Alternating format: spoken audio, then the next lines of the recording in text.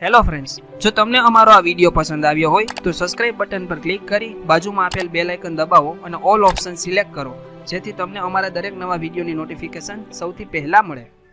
Hello friends, કેમ છો? મજામાં? તો સ્વાગત છે તમારું યુટ્યુબ ચેનલની આ ડિજિટલ સિરીઝમાં, જેની અંતર્ગત રોજ ધોરણ 9 અને ધોરણ 10ના વિદ્યાર્થીઓ માટે ગણિત વિષયના વિડીયોઝ અપલોડ કરવામાં આવે છે. તો આજે આપણે જોઈશું ધોરણ 9ના ગણિત વિષયનું ચેપ્ટર નંબર 7, જેનું નામ છે ત્રિકોણ. તો આ છે આ ચેપ્ટરનો ભાગ નંબર 30. આગળના 1 થી 29 સુધીના પાઠમાં આપણે આ ચેપ્ટરની પ્રસ્તાવના જોઈ લીધી, ત્યારબાદ ઉદાહરણ નંબર 1 થી 8 જોઈ લીધા. આ ઉપરાંત પ્રમેય નંબર 7.1, પ્રમેય નંબર 7.2 અને પ્રમેય નંબર 7.3 પણ જોઈ લીધા. આ ઉપરાંત સ્વાધ્યાય 7.1, સ્વાધ્યાય 7.2 અને સ્વાધ્યાય 7.3ના દરેકે દરેક દાખલાઓ જોઈ લીધેલા છે. તો હજી સુધી જો તમે 1 થી 29 પાર્ટ ન જોયેલા હોય તો તેની લિંક મેં નીચે ડિસ્ક્રિપ્શન બોક્સમાં આપેલી છે, ત્યાંથી તમે દરેક પાર્ટ ચેક કરી શકશો. તો આજે આપણે પાર્ટ નંબર 30માં જોઈશું ઉદાહરણ નંબર 9. પરીક્ષાની દ્રષ્ટિએ આ ઉદાહરણ ખૂબ જ ઇમ્પોર્ટન્ટ છે, તો છેલ્લે સુધી આ વિડીયોને જોજો, જેથી આ ઉદાહરણ તમને સરળતાથી સમજાઈ જાય. આ ઉપરાંત આપણી આ ડિજિટલ સિરીઝ છે, તેની અંદર આપણે ગણિત વિષયના અન્ય ચેપ્ટર્સ જેવા કે બહુપદી છે, યામ ભૂમિતિ છે, આ ઉપરાંત રેખાઓ અને ખૂણાઓ જેવા ઘણા બધા ચેપ્ટરના સોલ્યુશન્સ પણ જોઈ લીધેલા છે. તો તેની લિંક પણ નીચે ડિસ્ક્રિપ્શન બોક્સમાં આપેલી છે, ત્યાંથી તમે દરેક ચેપ્ટર જોઈ શકશો. તો ચાલો જોઈએ ઉદાહરણ નંબર 9.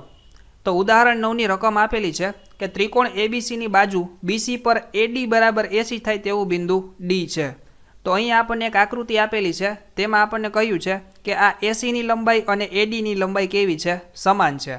તો સાબિત કરવાનું કહ્યું છે કે એબી ગ્રેટર ધેન એડી, મતલબ કે આ એબીની લંબાઈ છે તે આ એડીની લંબાઈ છે તેના કરતાં મોટી છે, તેવું આપણે સાબિત કરવાનું છે. તો આપણે કઈ રીતે સાબિત કરી શકીશું? તો જુઓ, અહીંયા આપણને એસીની લંબાઈ અને એડીની લંબાઈ કેવી આપેલી છે? સમાન આપેલી છે. તો અહીંયા લખવાનું કે ત્રિકોણ એડીસીમાં, તો શું થશે? ત્રિકોણ એડીસી લખો અથવા ડીએસી લખો, કોઈ પણ ચાલે. તો ત્રિકોણ ડીએસીમાં શું થશે? તો કે એડીની લંબાઈ અને એસીની લંબાઈ સમાન છે, માટે એડી બરાબર 80. બરાબર.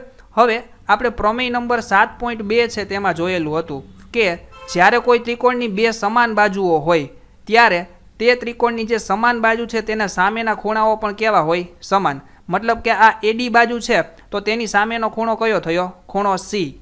અને આ એસી બાજુ છે તેની સામેનો ખૂણો કયો થયો? ખૂણો ડી. તો મતલબ કે ખૂણો ડી અને ખૂણો સી આ બંનેના માપ કેવા છે? સમાન છે.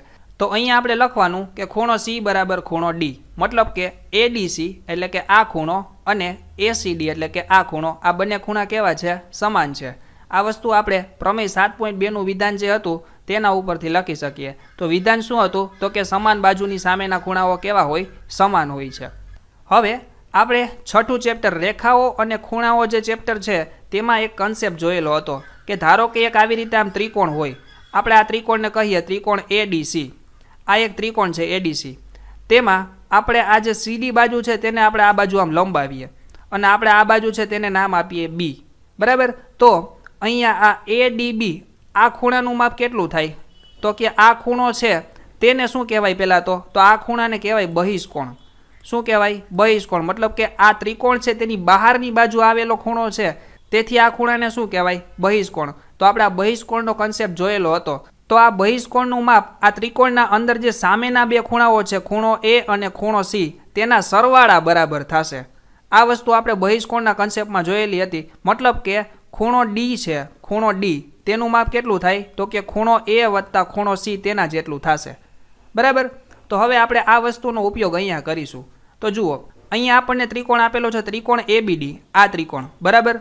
તેમાં આ ડી ખૂણો છે તે શું છે? બહિષ્કોણ છે. તો આ બહિષ્કોણ ડીનું માપ કેટલું હોય? ખૂણા ડીનું માપ. તો આ ખૂણાનું માપ આ ખૂણો બી અને ખૂણો એ છે તેના સરવાળા બરાબર થાય. ખૂણો બી અને ખૂણા એના સરવાળા બરાબર થશે. બરાબર. અહીંયા તો અહીંયા આપણે લખવાનું કે અહીં ખૂણો એડીસી એટલે કે આ ખૂણો શું છે? તો કે ત્રિકોણ એબીડી છે તેનો બહિષ્કોણ છે.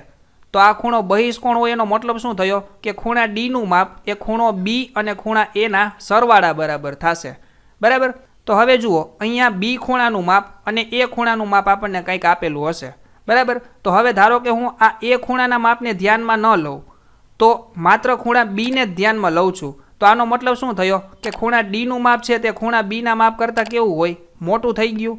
તો કે હા. શા માટે? તો કે આ ખૂણાને હું ધ્યાનમાં લેતો નથી. તો આપણને જ ખબર છે કે ખૂણો ડી છે તે બી અને એના સરવાળા બરાબર છે.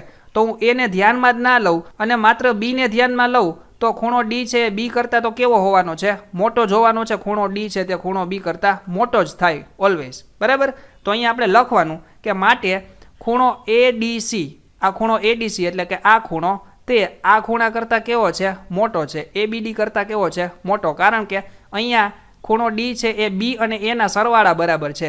પણ આને તો આપણે ધ્યાનમાં લીધો જ નથી, માત્ર આને જ ધ્યાનમાં લીધો છે. ખાલી તમે આકૃતિ જોશો તો પણ તમને સમજાઈ જશે કે આ ખૂણા કરતાં આ ખૂણો કેવો છે? મોટો છે.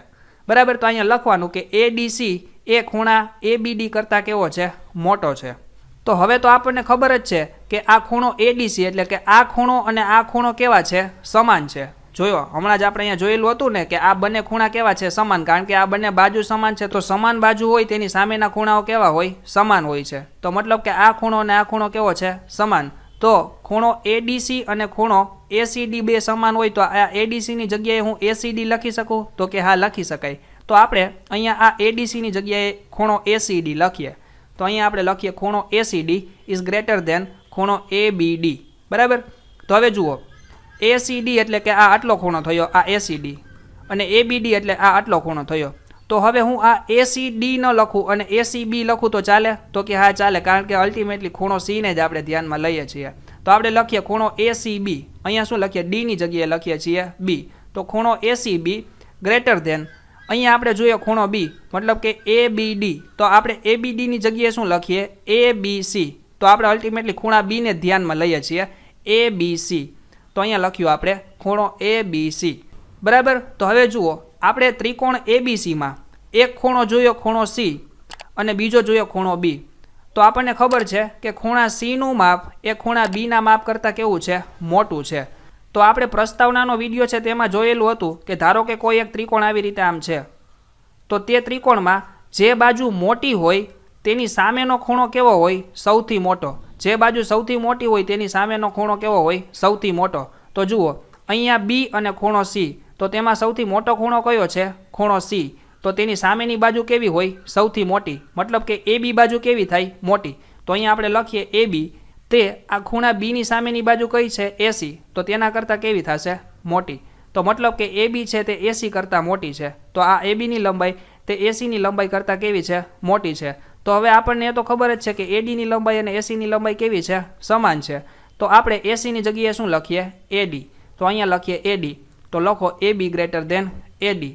તો આપણને શું સાબિત કરવાનું કહ્યું હતું? કે એ બી ગ્રેટર ધેન એડી. તો જે વસ્તુ આપણે સાબિત કરી દીધી. તો આ રીતે આ દરેક વસ્તુને તમે સાબિત કરી શકો છો.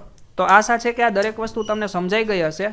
તો આવી જ રીતે દરેક પ્રકારના દાખલાનું ડિજિટલી સોલ્યુશન મેળવવા માટે જરૂરથી સબસ્ક્રાઇબ કરો આ યુટ્યુબ ચેનલને, જેથી દરેક નવા વિડીયોની નોટિફિકેશન તમારા સુધી સૌથી પહેલાં પહોંચે.